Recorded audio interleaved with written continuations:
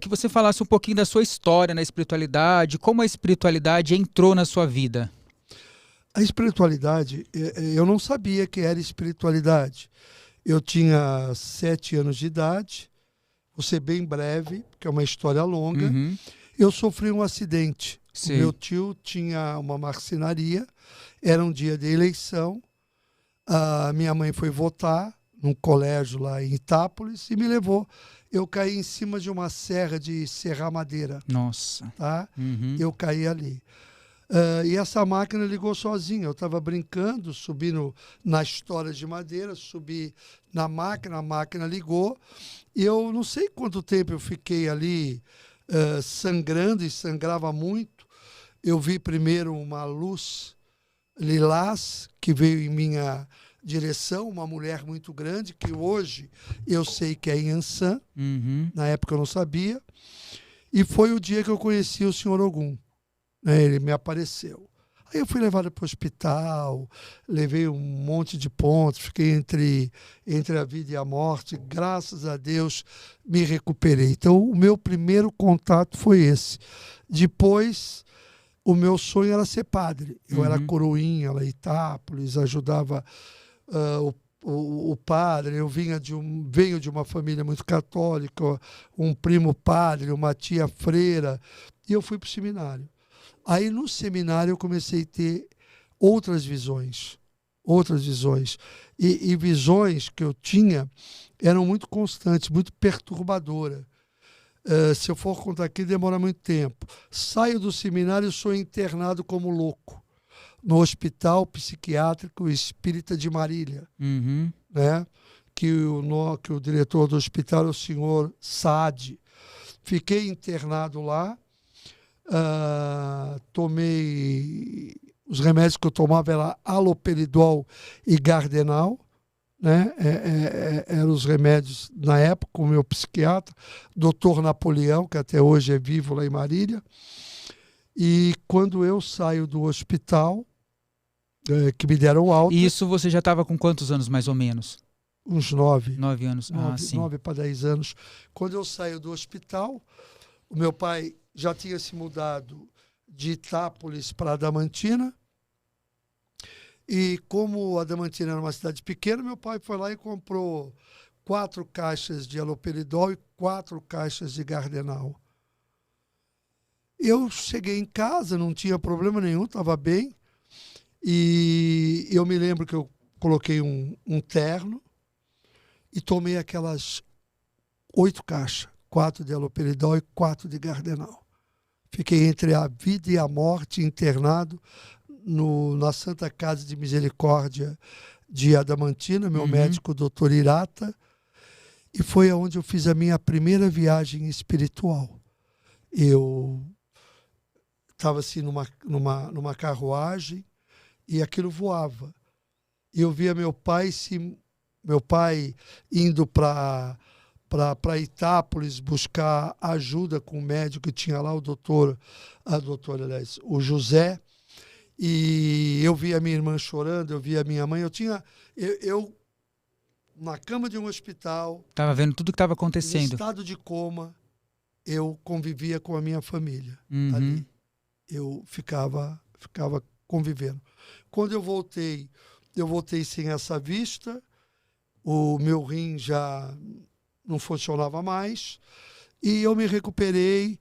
Então, eu tive dois momentos muito marcantes na minha vida. Foi quando eu tive esse acidente, um dia que eu estava no seminário Santo Antônio de Agudos, isso lá qualquer um conta, eu estava auxiliando o Frei Paulo Bach, que hoje é padre aqui, no Largo São Francisco, Uhum. os franciscanos.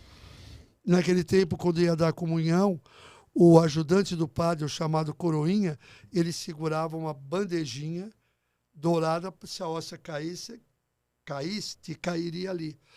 E quando ele foi dar hóstia para um colega meu, um seminarista, essa hóstia sangrou. E esse Nossa. sangue vinha tudo na minha mão. Aí que eu fui internado. Então isso me marcou muito, muito, muito, muito, muito, muito mesmo. E essa viagem espiritual quando eu estava em estado de coma. Entendi. Mas quando você estava internado, o que passava na sua cabeça? Você estava lúcido? Passava tudo. Tudo? Para mim, eu lembro de tudo até hoje. Uhum.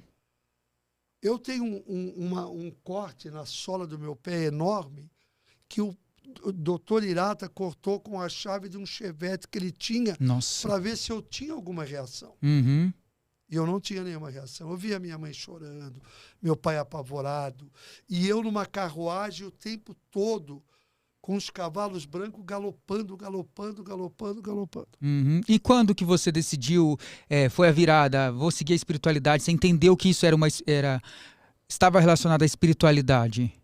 Então, aí a minha família, muito católica, já não entendia mais nada. Uhum. Meu pai, minha mãe, se perdeu no meio Sim. desse processo.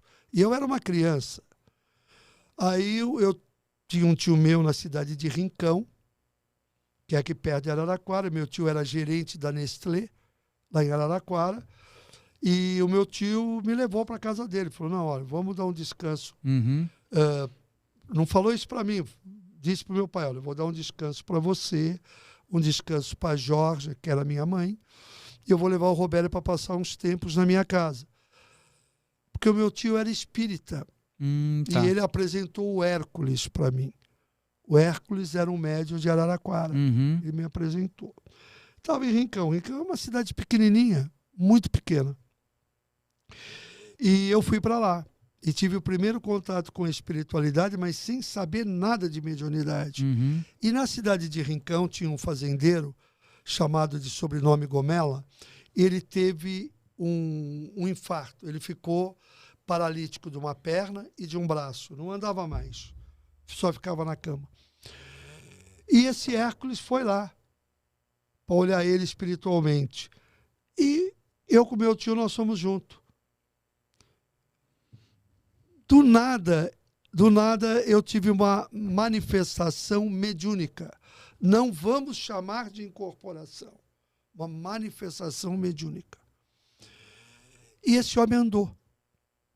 Diz que naquele momento eu queimei a cama dele.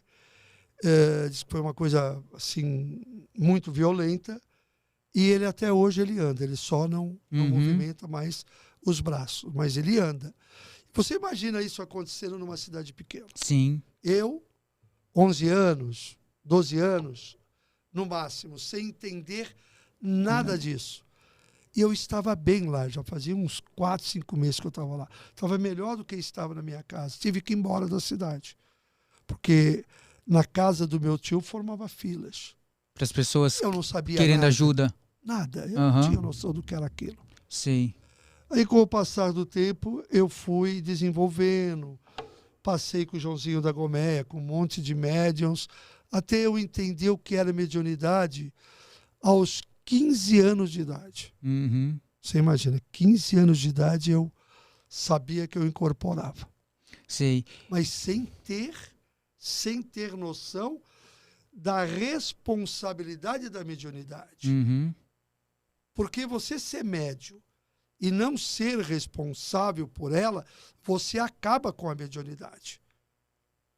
Quantos colegas eu não tive que se acabou com a mediunidade por não ter a responsabilidade mediúnica, que ela é muito mais importante do que você ser médium. Uhum. Aí eu desenvolvo com 15 anos de idade. Estou lá na minha cidade adamantina, tranquilo, respeitado. Às vezes eu andava pela cidade, eu ouvia pessoas falar, o macumbeiro, olha isso. Olha... Uhum. Que nós, médios, precisamos entender que na nossa missão existe a dificuldade. Não é porque nós temos mediunidade que nós somos os donos da verdade. Não somos nada. Nós somos usados por eles. E nós não os usamos. Então, eu aprendi muito cedo a suportar isso. Aí, com 17 anos de idade, São Paulo tinha um secretário do trabalho, chamava deputado Jorge Maluri Neto. O governo, se eu não me engano, era Paulo Egídio ou Laudo Natel, eu não me lembro bem. E o doutor Jorge Maluri Neto era de Araçatuba, perto da minha cidade adamantina. E ele teve um problema de saúde e eu cuidei dele. E ele ficou bom. E ele era médico. Um dia ele chega da Mantina e fala, preciso de um favor teu. Quem trabalha comigo é o filho do Oswaldo Brandão, o Márcio. Ele joga vôlei e ele não está conseguindo respirar, ele não tem saliva, ele está muito mal. Eu quero te levar você para São Paulo para você olhar ele. Meu pai deixou. Era amigo dele, eu vim para São Paulo. Chego em São Paulo, cuido do Márcio. Estava morando ali no Hotel Danúbio, na Brigadeiro Luiz Antônio, porque a Secretaria do Trabalho era na Brigadeiro Luiz Antônio. Eu conheço Oswaldo Brandão. O ano era 1977. Aí eu fui cuidar do Oswaldo Brandão. E aí o Corinthians foi campeão. Aí eu conheci ele, Vicente Mateus, Marlene Mateus. O Basílio está vivo e o Basílio mesmo disse que o Brandão chamou ele e disse, você vai fazer o gol. Eu que tinha falado para o Brandão e o Basílio sabia.